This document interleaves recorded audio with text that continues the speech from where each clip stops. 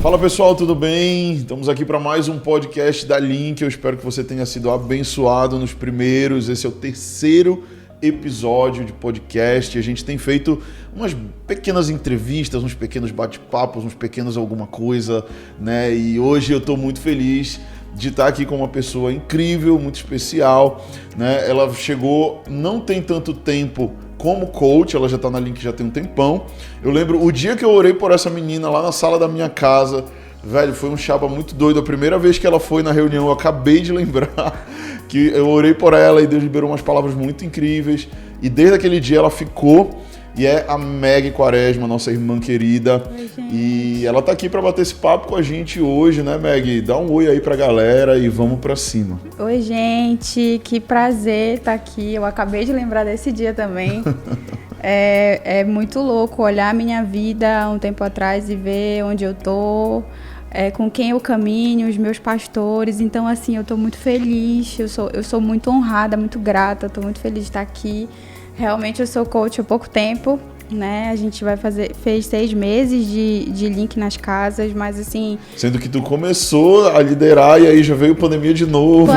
De novo, e aí para a as gente... reuniões e volta. Só que é incrível, Deus é um Deus tão bom, assim, que cada vez mais, com pandemia, sem pandemia, ele fala assim, cara, dei pra você pessoas para caminharem que continuam firmes, continuam sólidas. Então, assim, é um prazerzão estar aqui falando de uma coisa que eu amo muito. Inclusive, hoje a tua... a pessoa que recebe a tua Link, né? Teve neném hoje, não foi? Teve bebê e quando eu tava vindo pra cá, eu mandei pra ela uma mensagem, disse assim, cara, você é uma mulher corajosa, você é uma mulher forte, porque você decidiu lutar pela sua família e em 6 meses teve uma reconciliação, um fruto de um filho e hoje ela tá aqui tendo um bebê. Eles são um casal assim sensacional, Nicole e Marcos. Sim. Eles vão ouvir isso um dia. O testemunho deles é muito doido, eles têm que escrever esse testemunho, ela tem que escrever, né? Tu participa de perto da vida dela e tal, né? E eu acompanho também como pastor, e lá no começo a gente conversou e ela tipo não queria ter filhos. Sim, ela vivia, né, pro currículo Lattes. A gente fala que ela viveu e se formou para implementar sempre um currículo, e quando ela voltou para Jesus, Deus falou para ela que ela precisava abrir um pouco mão disso para que ele desse para ela uma família. E é incrível como Deus faz as coisas quando ele pede, por mais que sejam coisas que a gente tenha conquistado, a gente não pena em dar. Sim. Então ela deu e ela hoje é muito mais feliz. Não que um dia ela não vá ser o que ela pode ser, mas hoje ela é muito mais feliz com o que Deus prometeu para ela, que é uma família. Então, hoje, de fato, é a realização de um sonho também para mim. Muito bacana, Meg. É muito bom ver isso, né? Que tem líderes no nosso meio que não estão só para fazer uma reunião, né? Mas estão também para cuidar de pessoas, para caminhar junto, para ser corpo, para ser igreja. Eu acho que as Links nas casas, elas têm essa pegada, né? Que não é só um lugar onde a gente se reúne na quinta-feira, mas que também é vida na vida, né? Que é a gente viver e compartilhar a vida dos outros. Claro, a gente não consegue compartilhar a vida com todo mundo, mas com alguns que Deus vai conectando, né? Eu como pastor, poxa, seria muito difícil eu viver a vida de mais de 300, 400 membros na nossa igreja, mas, né, cada coach ali, com aquela galera, com aquelas pessoas, isso é incrível. E é muito bom, porque eu sei que cada Link tem uma identidade e tem uma palavra-chave. Quando Deus disse para mim que eu iria para aquele lugar, ele disse que a minha palavra-chave de liderança era família. E hoje eu entendo que eu tô num lugar caminhando com pessoas, não com pessoas sem propósito, mas com pessoas com famílias, e que vão sair dali formando famílias se já não tem famílias. Então é muito bom participar de projetos igual uma família. Que bacana, Meg. Gente, para quem está conectando aí, você que está nos assistindo, o papo hoje, o tema, é um tema muito interessante, mas antes da gente entrar no tema, eu queria puxar pela língua da Meg só uma dúvida, só algo que é uma curiosidade que eu tenho, porque apesar do meu pai ser pastor, eu não cresci na igreja. Eu me converti já depois de mais velho e tudo mais, então eu não tive essa oportunidade de participar da EBD, da Escola Bíblica de Férias, de ter um pai bem religioso, uma mãe bem religiosa do meu lado, não. Na verdade, meus pais cresceram bem no mundo, assim, uma vida meio louca, né? E eles iam muito pra festa e não sei o quê, e eu fui no mesmo caminho até que um dia Jesus entrou. Mas O que eu queria perguntar para a Meg é que ela contasse um pouco, porque a Meg ela é filha de pastores, né? E ela cresceu nesse ambiente e tudo mais, né? Conta um pouco aí, Meg, para a galera, o que é ser um filho de pastor, né? Como é isso? Você crescer na igreja desde a infância. Compartilha um pouco aí com a galera antes da gente entrar no nosso tema. A primeira coisa assim, que vem na minha cabeça, todas as vezes que eu lembro de uma infância com Jesus, foi da minha primeira experiência com o Espírito Santo com 3 anos de idade. 3? 3. 3 anos de idade. Uau.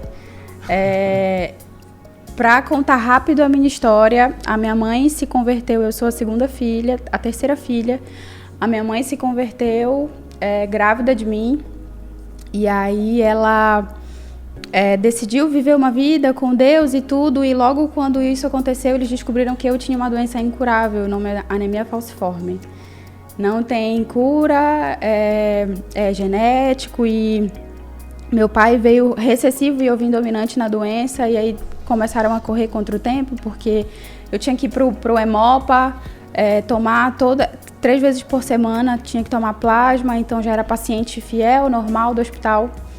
E aí, quando eu tinha 3 anos, a minha mãe disse que era uma quarta-feira, a igreja era aquele culto de quarta, né? Uhum. E aí era uma quarta-feira e a minha mãe disse que eu virei pra ela com febre e falei assim, você precisa me levar pra igreja porque Jesus vai me curar.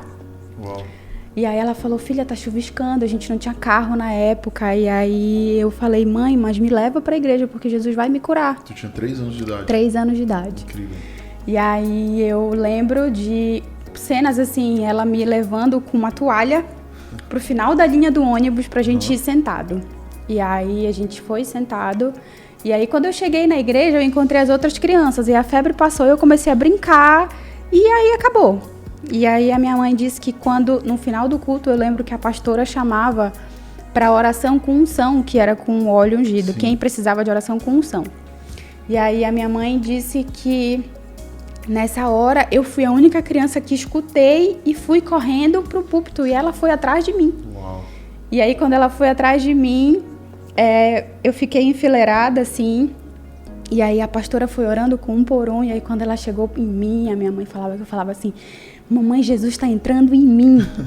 Jesus está entrando em mim e ele está me curando. E ela falava, filha, você se tremia inteira e você falava que Jesus estava entrando em você. Nossa. E no outro dia... Igual Noah fala, Espírito Santo, Deus, joga o Espírito Santo em mim. Era tipo isso.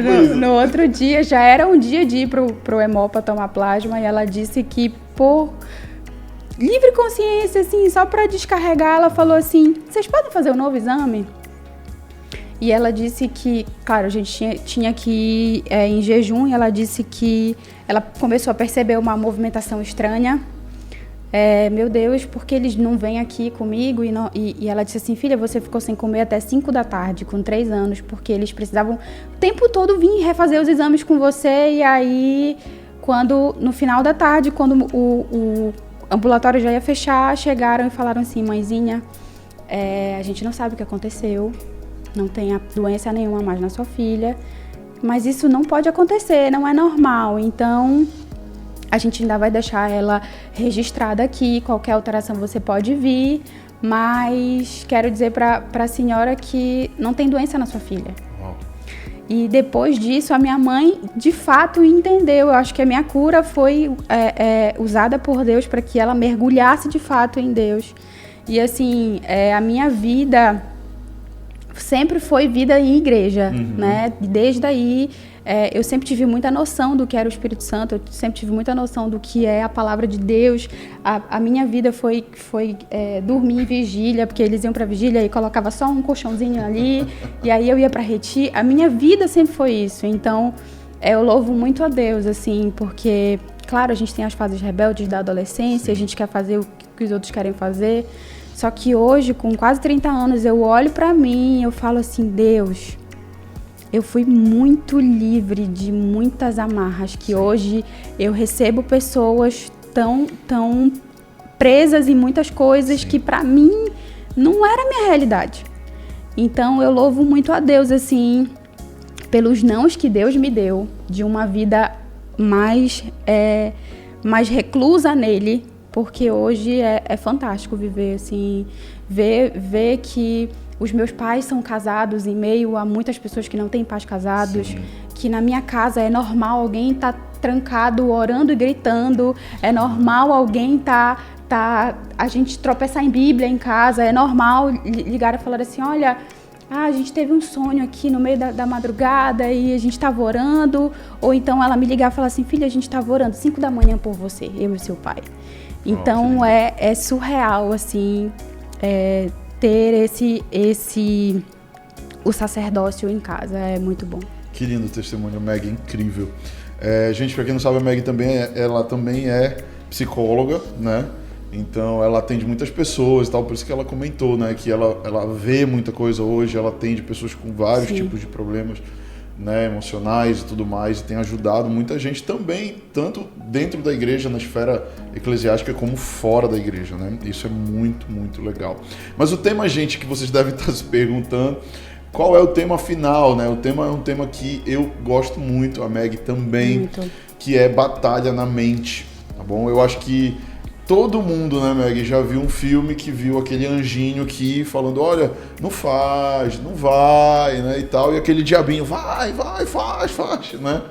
Então essa batalha que muitas vezes ela não é visível, né, o anjinho e o diabinho, mas que ela é real muito. Na nossa mente, né? Ela é muito real, a gente passa por isso o tempo todo e todos os dias a gente tem que tomar decisões, né, e todos os dias nós somos bombardeados também, né, de sentimentos, de sensações, de vontades, de desejos, né, que a Bíblia muitas vezes chama isso de a nossa carne, né?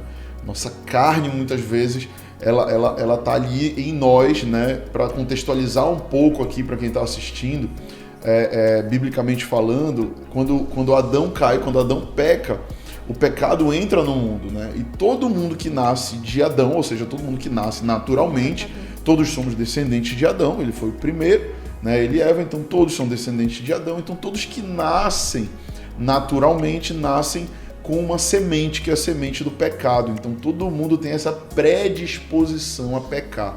Isso que eu falo, você pode ir lá no Japão, o japonês tem a predisposição para pecar, o brasileiro, né? E o russo, em qualquer lugar do mundo tem essa predisposição, né? E a batalha na mente é algo que acontece demais com todo cristão. Eu realmente acho, não sei o que tu pensa sobre isso, Meg, mas eu realmente acho que, principalmente quando a pessoa é uma nova convertida, eu acho que essa batalha ela é mais latente, né? A pessoa nova convertida, ela está passando por um processo de novo nascimento, que a gente chama, ou um processo de transformação de mente, então a guerra vai ser maior, né? Porque para você mudar algo, para você transicionar, é difícil, né? As pessoas têm dificuldade de viver mudanças, né? Então, quando o Espírito Santo começa a trazer realidade, mudança de mentalidade, a gente começa a ver, de fato, o que é a verdade, a gente começa a, poxa, então se essa é a verdade, aquilo que eu tinha aprendido era mentira, né? E o Espírito Santo começa, de fato, a soprar algumas coisas no nosso coração, tipo, olha, aquilo que você achava que era uma verdade, não era, né? E a gente chama isso muitas vezes de sofismas, né? Os sofismas são mentiras que se parecem com verdades, né? A própria Bíblia também cita essa palavra sofisma, né? Que são ensinamentos que nós muitas vezes recebemos na nossa infância, adolescência, no curso da formação do nosso caráter, a gente recebe muitas mentiras que tem cara de verdade, mas que quando a gente conhece a palavra, a gente descobre que não tem. Tem uma história, vou já te passar a palavra, uma história interessante que eu gosto, que exemplifica muito bem isso, que é de um elefante, né? Quando ele nasce, o elefante, muitas pessoas trabalham em circo, essas coisas, pegam o elefantinho pequeno, né, e colocam uma corrente na patinha do elefante. E aí, como ele é pequeno, ele tenta andar, ele não consegue, né? E aí ele fica preso. Só que o fato é que o elefante cresce com o passar do tempo. Muito. E ele se torna um dos maiores animais da natureza, né? Só que, como lá na infância ele estava com a perna acorrentada e ele já tentou no passado se libertar e não conseguiu, quando ele cresce, ele já nem tenta. Ou ele já nem consegue, ele já nem passa pela cabeça dele a possibilidade dele andar e simplesmente arrebentar aquela corrente, porque agora ele tem força para isso. Só que na mente dele ele acha que ele não pode, né? Isso é o sofisma, é a gente acreditar em algo, uma mentira, que nos foi contada lá na nossa infância muitas vezes. E a gente cresce, a gente pode vencer essa mentira, a gente pode destruir, derrubar ela, arrancar essas correntes, mas a gente não acredita que é possível, né? E eu queria te perguntar, o que tu pensas sobre isso, sobre esses sofismas, sobre essas batalhas na mente? Compartilha um pouco, até como psicóloga, como essa mulher de Deus que você é também. É incrível, né? Você falou sobre essa questão do novo convertido, né? Eu sempre digo assim, em consultório, não sobre isso agora, mas isso que você falou sobre o anjinho e o diabinho. É muito incrível como psicóloga as pessoas chegam e elas falam, Meg, eu pensei certa coisa e depois eu parei e eu falei assim, não, tá errado, não pode. E aí ela mesma se corrige, ela volta para a consciência. Isso, porque a própria Bíblia também diz que nós temos uma consciência. Então, mesmo sem eu conhecer a palavra, tem o grilozinho falante lá do Pinóquio, né? Que está falando, olha... Paulo fala sobre conservar a boa consciência. Exato. E aí é incrível como na vida com Deus, assim, eu acredito que a grande chave é quando a gente começa a detectar. Porque antes, sem Deus, a gente só vai vivendo e vai fazendo e vai pensando. Só que depois, com Deus, a gente começa a entender que algumas coisas que a gente vivia e pensava no automático não eram nossas. Uhum. Então, a grande chave, depois de um tempo, é quando a gente começa a discernir o que é nosso e o que não é. Eu sempre digo em atendimento que a gente vive nessa vida para entender o que é meu e o que não é meu, porque se eu adquirir pensamentos e ideias e sonhos que não são meus, eu não vou viver como eu tenho que viver. Então, a nossa vida sempre vai ser separar, cara, isso aqui não é meu, eu não posso adquirir isso, eu não posso viver dessa forma, porque eu não fui criado para isso. Então, depois de um tempo, eu acredito que o Espírito, ele começa a treinar a gente para perceber mais rápido o que é dele e o que não é. Eu acredito que na nossa vida inteira, eu sempre digo isso, até quando a gente for morar com Jesus, até a gente ficar nessa terra, a nossa vida vai ser uma batalha na mente. Porque a única coisa que diferencia um pastor de um novo convertido é porque o pastor ele já entendeu, ele entende mais rápido o que não é dele. O novo convertido, ele ainda, como ele viveu muito tempo com o espírito destreinado, ele ainda está precisando treinar esse espírito. Mas é incrível, quando a gente consegue treinar o espírito, a gente começa a pegar mais rápido, do tipo assim, cara, eu não fico mais um dia com raiva, eu fico agora metade do dia, porque eu já entendi mais rápido que eu não preciso ficar chateado dessa forma. Ou então eu não fico mais uma semana com raiva de alguém, eu fico 2 dias, porque assim, eu já trabalhei na minha mente, eu já entendi que passou, acabou, eu já posso perdoar. Então, é como se de fato fosse uma academia, você fica com a mente fortalecida de tanto treinar e entender que tem certas coisas que são minhas e tem certas coisas que não são minhas. Muito bom, muito bom. E até também da gente ter o entendimento de que nem tudo deve estar na nossa mente. Né? E que a gente deve liderar a nossa mente. Né? Porque como tu mencionaste logo no começo que tu começaste a falar, você falou assim, muitas pessoas elas vão só pensando, né? Só fazendo, né?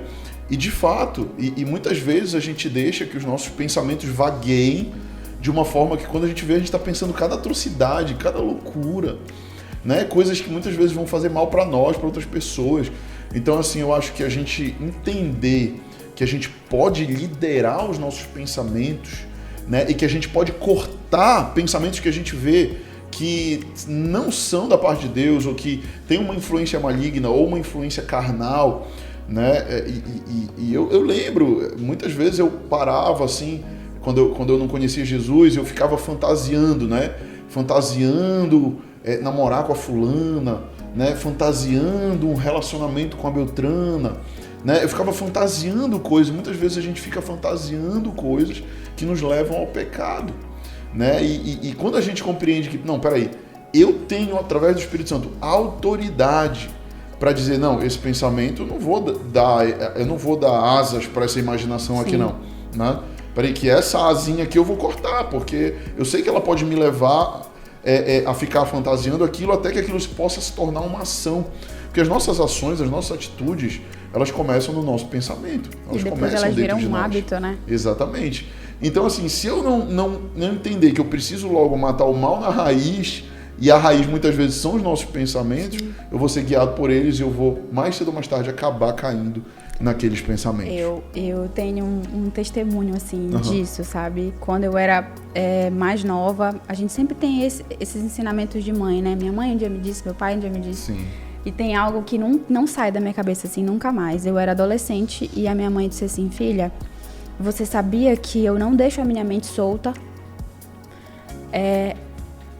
Em vários momentos, quem anda com a minha mãe sabe, em vários momentos ela tá aqui, ela fala assim, em nome de Jesus. Aí a gente não sabe o que ela tá falando, e depois ela fala assim, não, eu só tava repreendendo um pensamento. Pra ela é muito normal, porque ela fala assim, filha, a minha mente, ela não pode ser governada pelo diabo. Amém. E é muito rápido, porque o diabo sempre infiltra pensamentos na gente como se a gente estivesse pensando.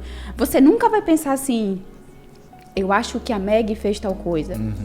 Eu vou pensar assim, eu sou tal coisa, eu fiz tal coisa, porque a forma que ele tem de infiltrar as coisas na gente é fazer como se você estivesse pensando e sentindo. Então, ela disse assim, filha, lá em 2 Coríntios Paulo fala que ele pega a mente dele e ele leva ela cativa a Deus. O que é uma mente cativa a Deus? É uma mente escrava de Deus. Uma mente escrava de Deus não pensa o que ela quer. Ela precisa pensar o que Deus quer. E aí, eu ouvi aquilo quando eu era tão nova e até hoje eu falo assim, por várias vezes eu tô fazendo qualquer coisa, eu falo assim, em nome de Jesus, Deus, eu levo cativo a ti a minha mente. Meu pensamento eu levo cativo a ti. Porque a maior mentira que contaram pra gente é que a gente não manda no coração e que a gente não manda na nossa cabeça. Tá aí um sofisma, né? E na Bíblia, por várias vezes, pensamento, coração e mente, eles são as mesmas coisas. Então a gente pensa que eles estão separados, mas na verdade, quando Deus fala de um, ele está falando de outro. E você, como é que eu vou servir a um Deus que me deu domínio próprio e eu vou ser escravo de um pensamento e de uma mente? E de sentimentos. Então, como é que esse Deus que me dá autonomia e me diz que me dá espírito de equilíbrio vai fazer com que eu fique atordoada, sem controle, pensando e sentindo coisas que eu não tenho que pensar? Então, quando a gente para pensar nisso, Deus, ele dá literalmente governo nas nossas mãos para que a gente governe a nossa mente e o que a gente pensa e o que a gente sente. Lá em Efésios 6, né, quando fala sobre a armadura de Deus, quando chega lá no versículo 16, ele fala, embraçando sempre o escudo da fé, com o qual podereis apagar todos os dardos inflamados do maligno. Eu não sei vocês, mas todas as vezes que eu leio esse versículo, os dardos inflamados do maligno, para mim, são dardos na nossa mente. Sim. Eu sei que ele não fala exatamente isso aqui, né? Mas eu realmente creio que esse embraçar o escudo da fé é a gente, pela fé, vencer esses pensamentos inflamados, né? Esses pensamentos que vêm repentinamente na nossa mente, muitas vezes, né? Nos trazendo uma tentação, porque Deus, ele não tenta o homem, né? Deus prova o homem, quem tenta o homem é Satanás, com esses dardos, né? E ele lança esses dardos para nos trazer tentação.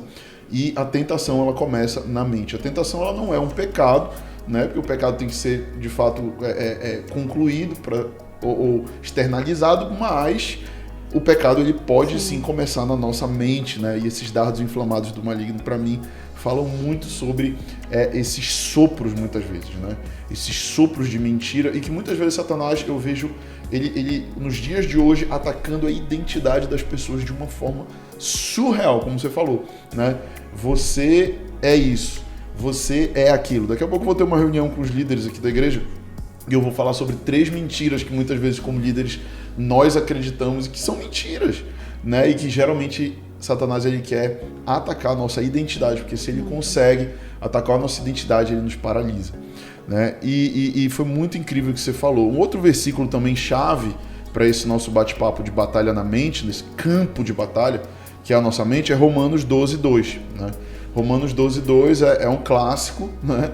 É um clássico bíblico, né? Que diz assim, aqui na versão mais facinho para o pessoal entender: não se amoldem ao padrão deste mundo, mas transformem-se pela renovação da sua mente, para que sejam capazes de experimentar e comprovar a boa, agradável e perfeita vontade de Deus. Eu amo esse versículo porque ele atrela a gente viver uma boa, que Deus diz que ele tem uma boa, perfeita e agradável vontade, ele atrela nós vivermos essa boa, perfeita e agradável vontade a essa renovação de mente, né? Por quê? Porque quando eu renovo a minha mente, então as minhas atitudes, as minhas ações, elas vão ser todas voltadas para o que Deus deseja, não para o que a carne ou o diabo deseja, né? Então, se eu vou viver uma vida com essa nova mente, eu vou colher frutos disso. Não tem jeito, não tem para onde escapar, né? E ele começa falando, olha, não se amoldem, né? Não vos amoldeis ao padrão deste século ou deste mundo, né? Ou seja, existe um padrão cultural, né? Se a gente ligar a televisão, a gente vai ver, né?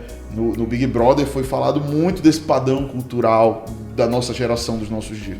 Se ligar a internet, nas redes sociais, o padrão cultural tá lá, né? Mas aí Paulo ele vem e fala, olha, tudo bem, eu entendo o padrão cultural, mas não tomem a forma desse padrão, né? Ele vem trazendo realmente assim, uma contracultura, porque o evangelho ele é uma contracultura, né? Ele é uma galera que decidiu viver diferente, é uma galera que decidiu viver na contramão do mundo. Não tem jeito, por mais que a gente queira tornar o evangelho cool e legal e moderno, tá bom, a gente pode modernizar muita coisa, usar um microfone legal e postar vídeo, mas o evangelho é o evangelho e ele é imutável, né? Então Paulo está falando, olha, tem um padrão aí que está rolando já há 2000 anos, mais de 2000 anos, né? E esse não é o padrão do reino de Deus, né? Então não tomem a forma. E quando ele fala não vos amoldeis, ele usa aquela palavra, né? Quando ele fala, na verdade, transformem-se, ele fala a palavra metanoia, né?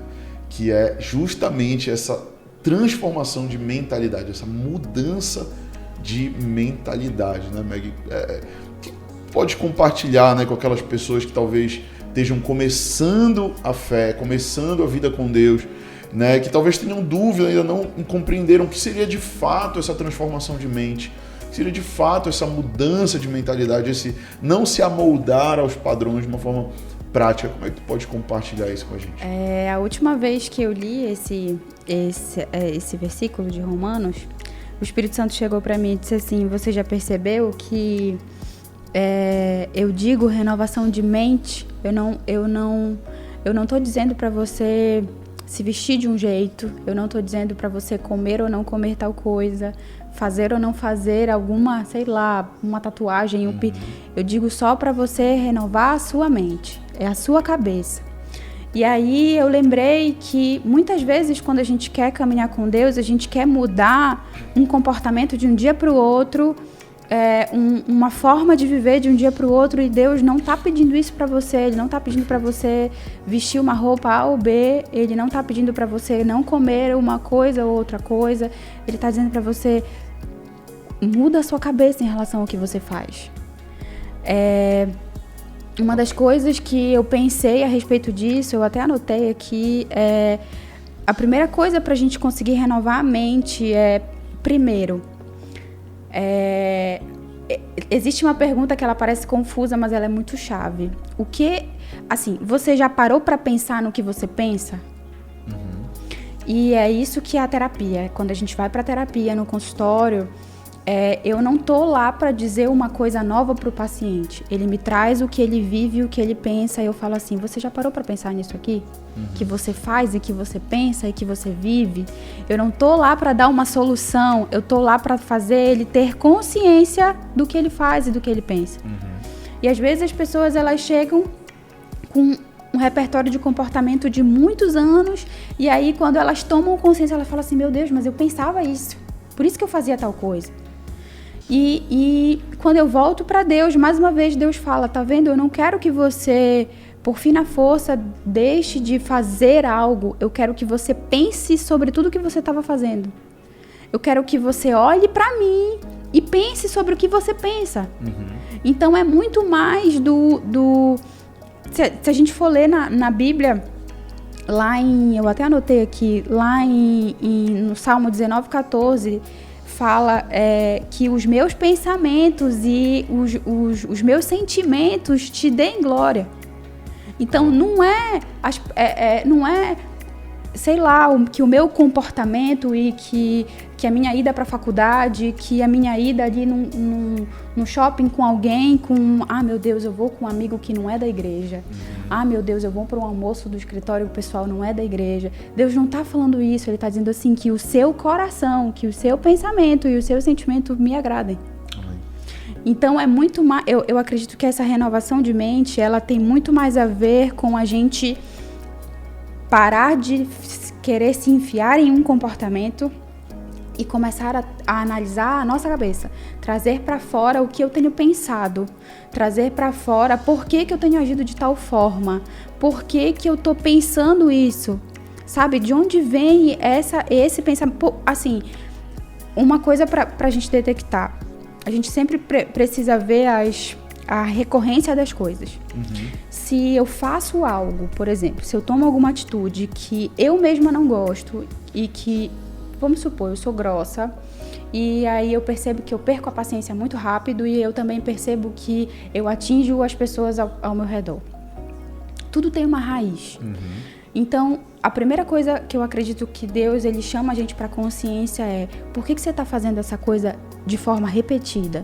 Se você já entendeu que não faz bem para você e atinge outras pessoas. Eu acredito que a renovação de mente, amém, a gente sentar e ler a palavra porque ela fala o que Deus pensa sobre a gente. Mas na prática é muito sobre você se colocar num banco, tipo assim, se coloque no cantinho do pensamento e pense sobre o que você está fazendo. E pense o porquê que você age de forma recorrente naquele comportamento. Então é muito mais sobre pensar no que eu penso, analisar o que eu penso. Legal, muito bom. Tem um versículo legal também de Romanos, ainda em Romanos, né? Capítulo 7, versos 18 e 19, que é bastante conhecido, que eu vou ler para vocês. Também diz assim, Paulo fala assim: sei que nada de bom habita em mim, isto é, a minha carne, porque tenho o desejo de fazer o que é bom, mas não consigo realizá-lo. Pois o que faço não é o bem que desejo, mas o mal que não quero fazer, esse continuo fazendo, né?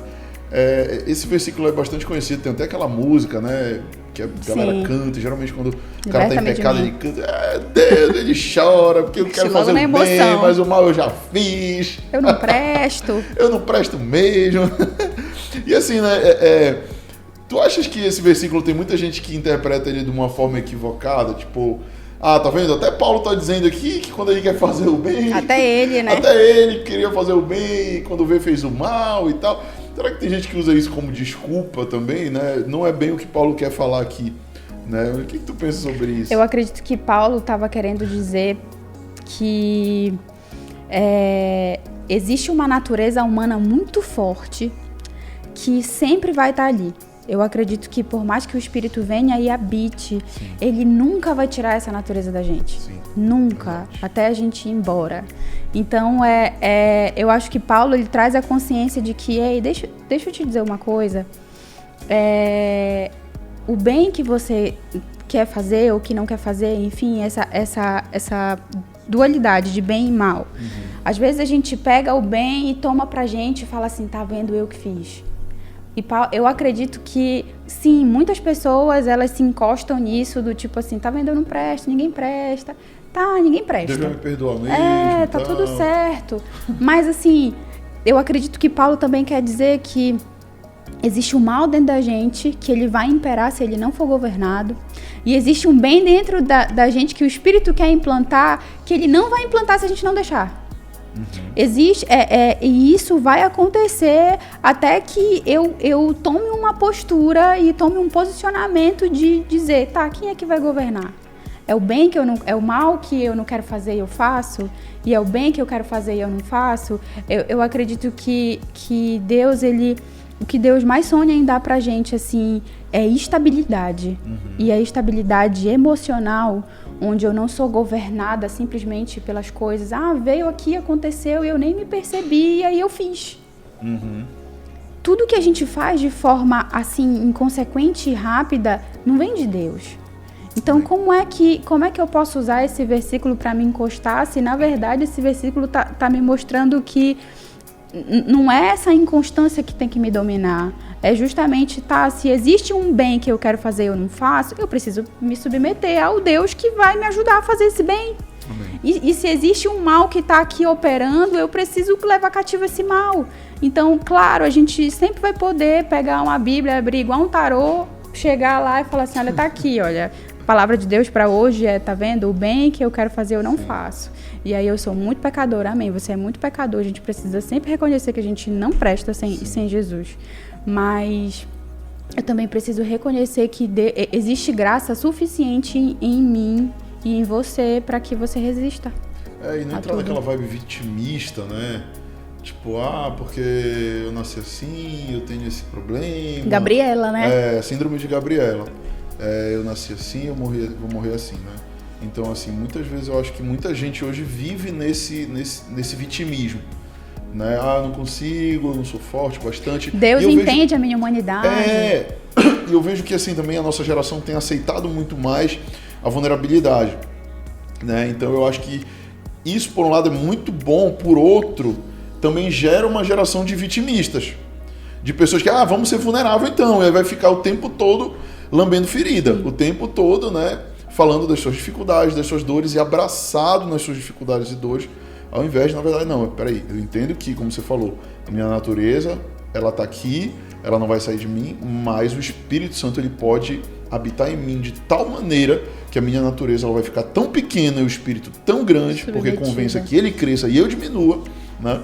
Então, se ele crescer a tal ponto que eu vou diminuir, a minha carne vai diminuir, então esse mal vai ficar abafado pelo bem do Senhor, pela graça do Senhor, pela presença do Espírito Santo em nós. Né? Tem uma história legal que contextualiza isso, que é a história daquele cara com os 2 cachorros, não sei se já ouviste falar, que é que é a briga entre a carne e o espírito, né? Eles simbolizam essa luta, essa guerra entre carne e espírito.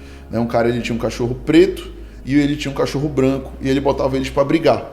E aí ele ganhava dinheiro com isso, ele fazia rinha de cachorro. Ele viajava pelo Brasil, chegava lá no Pará, aqui no estado, e aí ele botava os cachorros para brigar. Aí ele apostava R$100 no preto e botava para brigar, e o preto ganhava. Aí ele saía, tirava o dinheiro, tirava o lucro dele, ia embora para outro lugar, aí agora ele botava R$100 no branco. Né? Aí o branco lutava e tal, e o branco ganhava. Aí ele fazia sempre isso, e o cachorro que ele apostava era o cachorro que ganhava. Aí um cara que tava sempre nessas rinhas, percebeu, chegou com ele e falou, cara, como é que tu faz? Que toda vez o cachorro que tu aposta é o cachorro que ganha. Ele falou, é muito simples. O cachorro que eu quero que ganhe, eu alimento ele por 1 semana e eu deixo outro cachorro com fome. Né? Então quando eu quero que o preto ganhe, eu dou comida pro preto, alimento ele, dou carinho, tudo, e aí deixo o branco com fome trancado. Aí na outra vez eu faço o contrário. Né? E toda vez o cachorro que eu quero que ganhe, ganha. Né? E é justamente isso. A pergunta que eu quero fazer para vocês que estão assistindo e jogar aqui na mesa é: qual é o cachorro que você está alimentando? É a carne ou é o espírito? Né? Se a gente alimenta mais o espírito vai vencer. Agora, se a gente está com os nossos pensamentos o tempo todo alimentando pensamentos ruins, alimentando pensamentos carnais, alimentando pensamentos que vão me levar para o pecado, então, meu amigo, o que vai acontecer de resultado é pecado, é vacilo, é queda. Né? Paulo fala isso claramente em Gálatas 5,17, ele diz, porque a carne milita ou luta contra o espírito e o espírito contra a carne, porque eles são opostos entre si, né? Para que não façais o que porventura seja do vosso querer. Né? Então ele está dizendo, olha, a carne luta contra o espírito, mas alimenta o espírito para que a tua carne não venha vencer, mas que o teu espírito venha vencer. Né? Eu queria te perguntar, assim, na prática, Meg, como é que a gente pode vencer essa batalha na mente? Fala mais um pouco aí pra gente, como é que a gente pode vencer essa batalha? Eu acredito que existem, assim, a gente nunca tem uma receita de bolo para cada pessoa, porque a gente sempre fala, né, você sabe de onde você veio, você sabe de onde Deus te tirou. Por exemplo, eu falei no começo, eu nunca convivi dentro de um mundo de drogas e enfim, festa mas existem pessoas que não podem passar na porta, elas precisam passar na outra rua. Sim. Então, eu acredito que Deus... Cada um tem a sua fraqueza, sim, né? Deus é muito bom nessa parte, porque Ele não joga a força sobre você, algo que Ele está fazendo na vida de outra pessoa. Mas eu acredito que existem algumas chaves, assim, pra gente entender o que tá passando pela nossa cabeça. Eu coloquei 2 perguntas, assim, que eu quero jogar pra vocês aqui. Como é que eu vou analisar as coisas que têm passado pela minha cabeça? E eu digo isso, assim, muito em relação às suas emoções, às suas feridas, por exemplo, eu tava numa roda e tocaram num assunto e aquilo me machucou. E tava tudo bem antes, mas aí eu já fiquei magoada porque já entrou em mim, ou então eu tava com uma amiga e ela já tirou uma brincadeira e não gostou, e aí são nessas horas que a gente vai percebendo feridas que a gente não sabia que tinha. Mas eu acredito que a primeira pergunta que a gente pode se fazer é: quem foi que me disse isso? Depois de um tempo em atendimento, tudo, a gente vai percebendo que quando a gente é pequeno, existem algumas vozes de autoridade na nossa vida. Existem professores. Ontem eu estava conversando com uma amiga que é professora de ensino fundamental. Ela fala: Meg, você tem noção que eles nunca vão me esquecer? Você tem noção? Ela disse assim: quem foi tua professora? Na 4ª série. Eu falei: fulano. Você assim, tá vendo? Você não esqueceu. Então, existem algumas vozes de autoridade, professores, tios, primos, enfim, pessoas mais velhas que a gente olha quando a gente é pequena, a gente fala assim: caramba, são tudo pra mim. E é engraçado que cada um também tem uma figura de autoridade Diferente. Mais marcante do que outra, né? Tipo, meus professores eu me lembro de pouquíssimos, vou confessar. Diferente. Você vê como eu tava penetrado lá na escola, né? Amando a escola. Amando, né? E aí, Mas o meu professor de karatê, eu lembro de todos, né? Olha aí, tá vendo? Então, cada um tem uma percepção. O negócio dele era esporte, o negócio dele não era uma matemática, entendeu? Era esporte. E aí, como é que eu posso detectar? Por quê? Algumas vezes, mesmo essas pessoas amando muito a gente, eu não vou entrar no mérito de quem machucou você porque quis, não porque não quis, mas algumas vezes a gente escuta coisas a nosso respeito que não são verdade. Uhum. E a gente vai vivendo uma vida baseada nesse sofisma, que é um negócio mascarado. Me disseram que eu sou assim, então eu sou assim. Que é muito mascarado, é muito sutil, é muito camuflado. Então, muitas vezes a gente constrói coisas em cima de falácias, de coisas que falaram pra gente e que a gente nunca pensou sobre isso.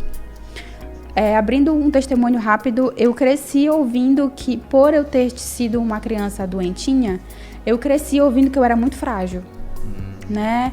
Eu lembro que brincavam assim comigo: a Meg é colada com cuspe, qualquer coisa quebra. Então eu era muito frágil.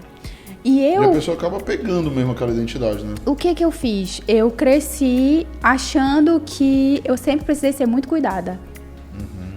E eu sempre precisava ser, assim, muito assistida, muito ajudada. Eu não conseguia fazer sozinha, eu sempre precisava de ajuda. Mas eu não ficava falando isso, eu simplesmente só agia assim.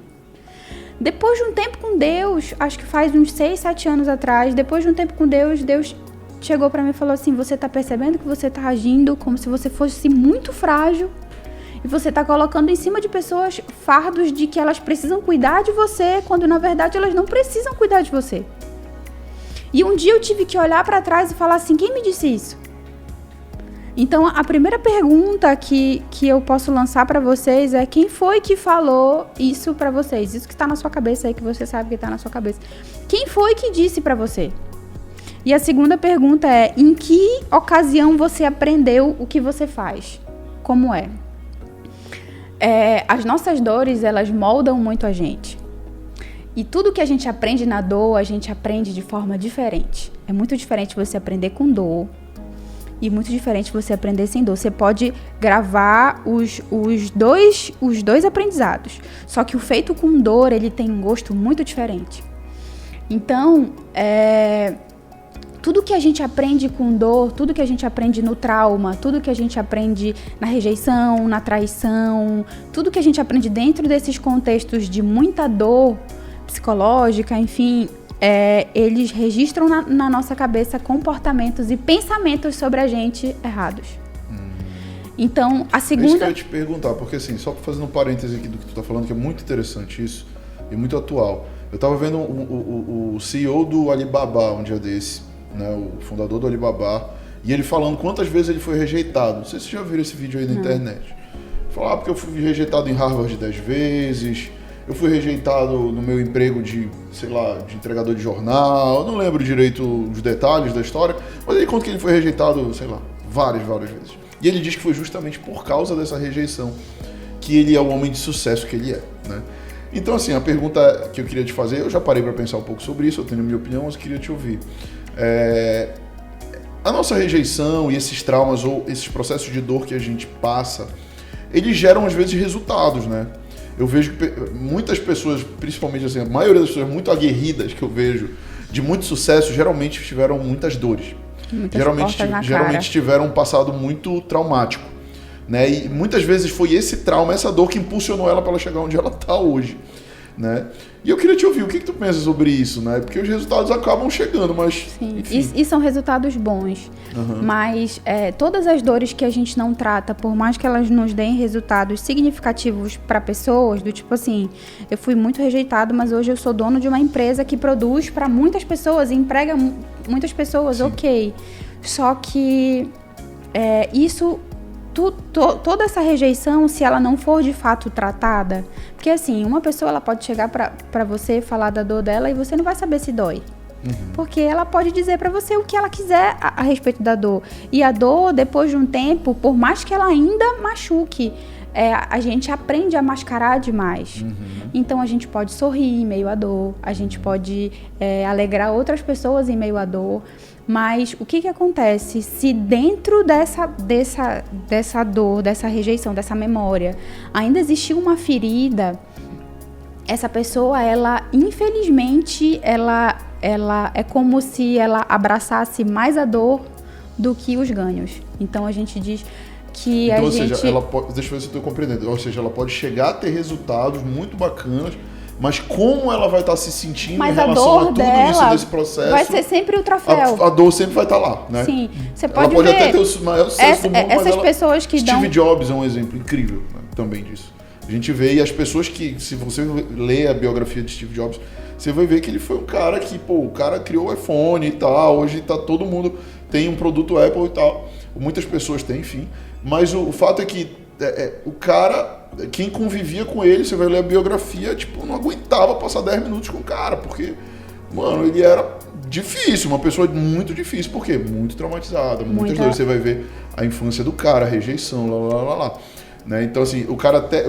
A conclusão que eu chego é que o cara ele pode até chegar ao sucesso, ele pode até chegar ao êxito, né? Mas como ele chega? E né? A ele preço pode de chegar que ele chega. abraçado, né? Numa dor, né? Abraçado na dor, pode ao ponto ser do próprio sócio lá do Wozniak não querer ver ele nem pintado de ouro, porque o cara pode ser que, né? inconscientemente, o patrimônio não seja o troféu, mas a dor seja o troféu. Porque foi a dor que me levou. E, na verdade, Deus não fez a gente para fazer que a dor nos impulsione. O plano original não é você sofrer para fazer. Não é você sofrer para conquistar, não é você penar muito para que você seja feliz. A gente não foi feito para isso. Só que, infelizmente, por coisas da vida, Deus precisa usar dores porque a gente escolhe coisas e pessoas e ciclos errados, enfim. Mas a grande questão dessas pessoas que usam a dor, você pode perceber...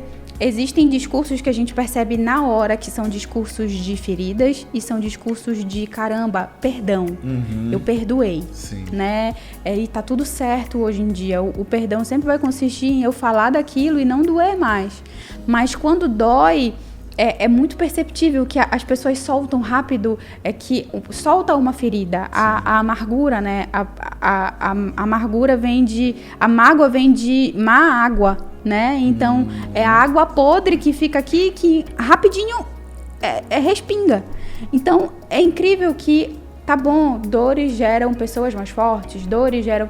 Amém.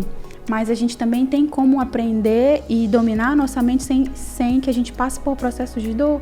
A gente aprende muito que Deus é um Deus punitivo, que castiga, que não sei o quê. Mas, na verdade, o plano original de Deus se apresentar para o homem nunca foi esse. Nunca foi de eu preciso que você sofra para que você tenha uma empresa, para que você dê lucro, para que... Olha, eu vou botar uma árvore ali no jardim, aí tu cai, aí com a tua queda a gente vai fazer isso. Não, né? Deus queria que a gente acertasse. Gente, quem dera, assim, de verdade. Eu olho pra Deus, assim, eu olho pra minha vida e eu já fiz muitas escolhas erradas e ruins, mesmo caminhando com Deus. Eu achava que eu estava certa e eu não estava certa. E aí hoje eu olho e falo assim, Deus, eu tenho certeza que você chorou comigo na minha dor. Você Sim. não queria que doesse, mas já que doeu, papai tá aqui. Sim. Então, quando a gente olha para nossa vida e para tudo que a gente tem conquistado, apesar de ser com dor, eu acredito que Deus não tem pra gente um plano de sofrimento. Amém. Muito bom. Pessoal, se você tá gostando desse podcast, comenta aí nos comentários o que você tá achando desse papo aqui.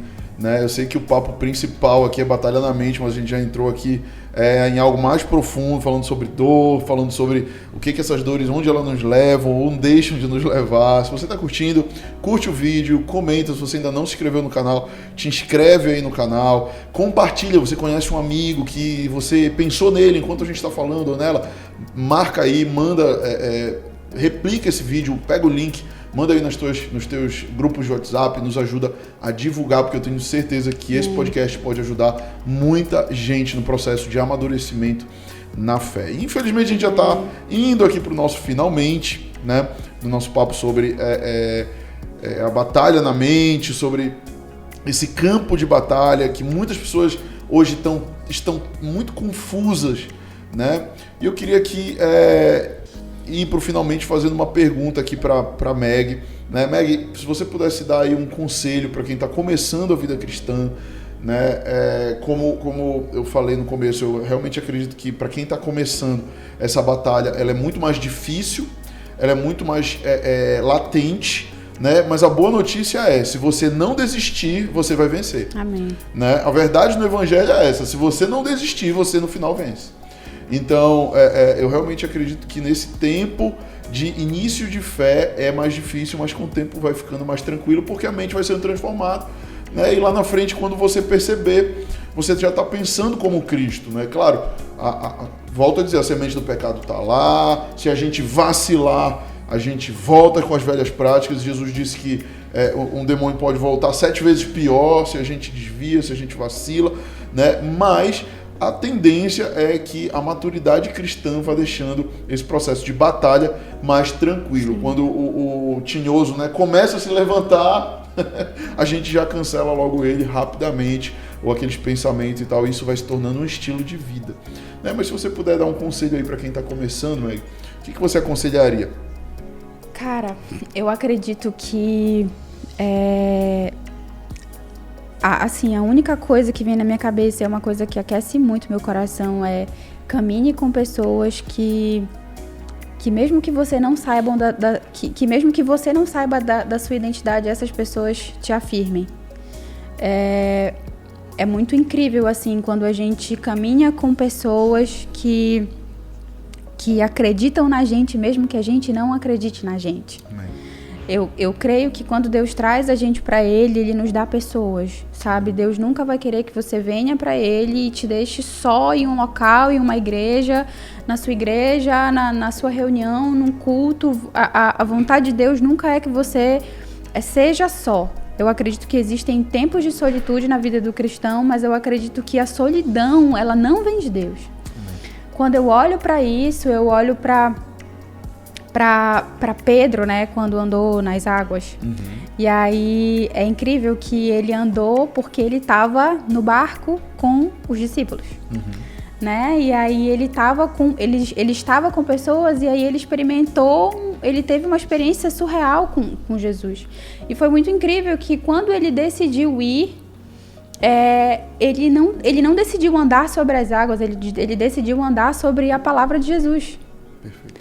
E quando a gente está sozinho, é muito difícil a gente se alimentar e a gente andar, mas quando a gente está com pessoas, vira e mexe, você recebe uma palavra sobre você, vira e mexe, você fala com alguém que você compartilha algo e aquela pessoa alimenta a sua fé.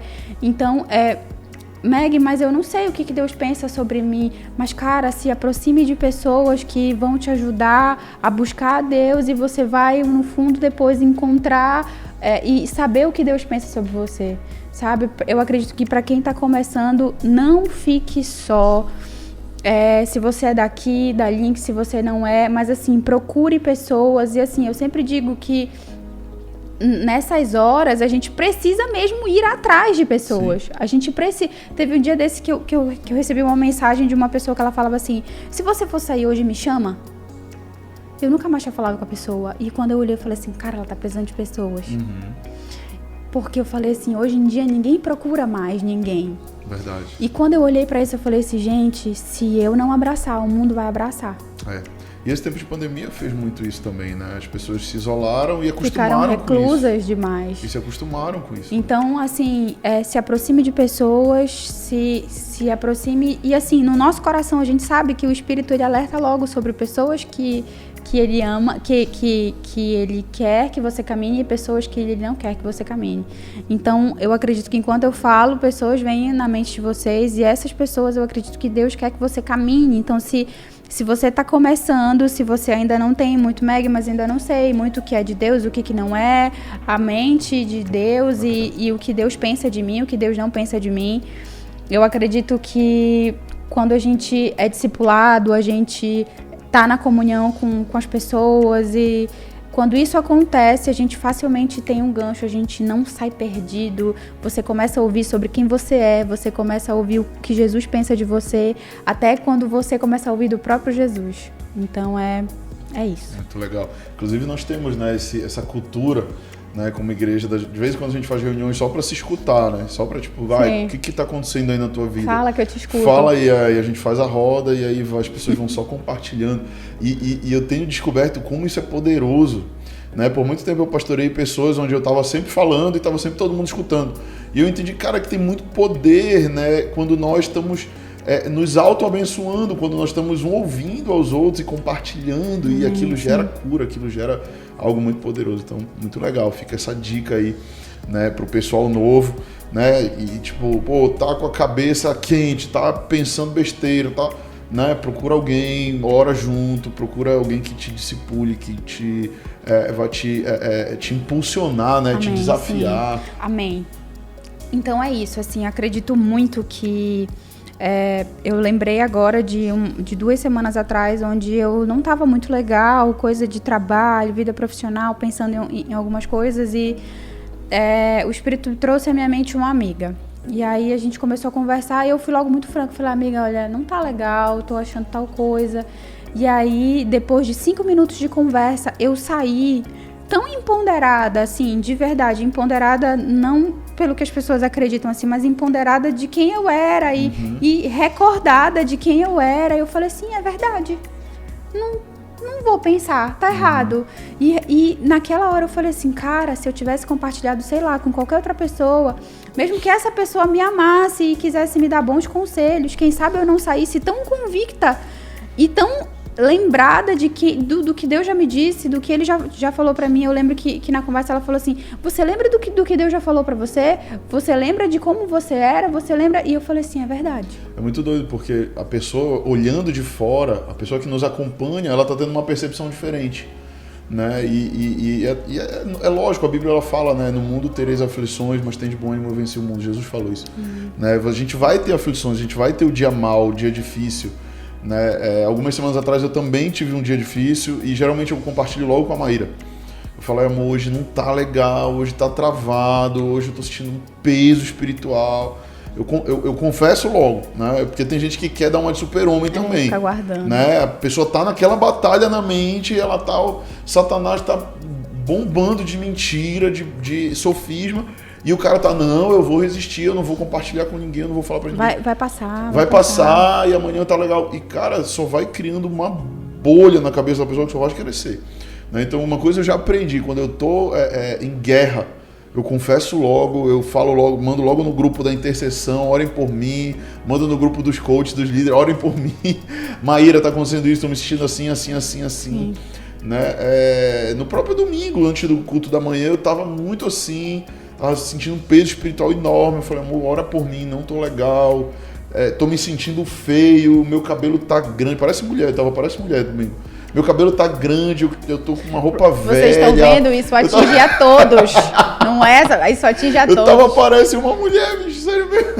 Homem que não fala. Me achando feio, então, tipo, me achando feio. Homem que não fala, eu acho que eu tava de TPM nesse dia, porque homem que não dizem fala. que tem a TPM masculina. Vocês estão por fora, gente. Homem que fica calado. Eu falei logo, eu tô me sentindo assim. Aí ela começou a me afirmar, não, amor, você é lindo, você é aquilo. Aí eu... Ó, tá vendo? Ele só precisava ouvir um agrado. Só precisava ouvir alguma coisa, um ânimo, né? Um vamos lá.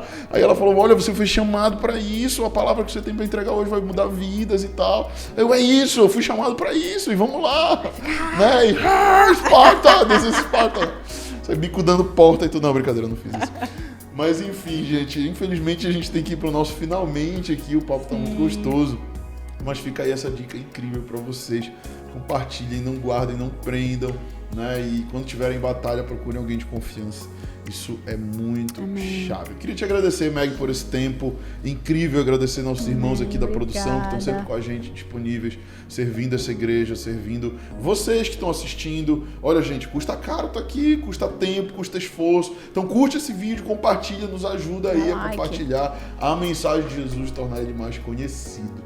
Né? E é isso, Meg, muito obrigado. Se você quiser compartilhar mais alguma última coisa, não sei se Gente, eu tô muito feliz de estar aqui, muito, porque eu amo esse tema, eu amo tudo que envolve mente, que envolve pensamento, sentimento, eu amo muito isso, porque é uma coisa que Deus não para de falar comigo o tempo inteiro. Amo ajudar pessoas, amo aconselhar pessoas, e assim, se eu posso dar um último conselho para vocês, procurem sempre ajuda, sabe? Procurem sempre alguém, procurem terapia, procurem discipulador, procurem uma mãe. É muito bom dividir cargas. Eu acredito que Deus nos fez para dividir coisas. Ele vai dar coisas só para você, mas até ele dar coisas só para você, você vai ter que aprender a dividir muitas coisas. E eu acredito que até as nossas debilidades, elas precisam ser divididas. E eu amo muito tudo isso, amo muito que Deus me chamou para fazer, e contem comigo. Amém. Obrigado, Meg. Deus abençoe você, sua família. Amém. Obrigado, gente. Deus abençoe todos e até semana que vem. Obrigada, gente. No nosso próximo podcast. Valeu. Tchau, tchau.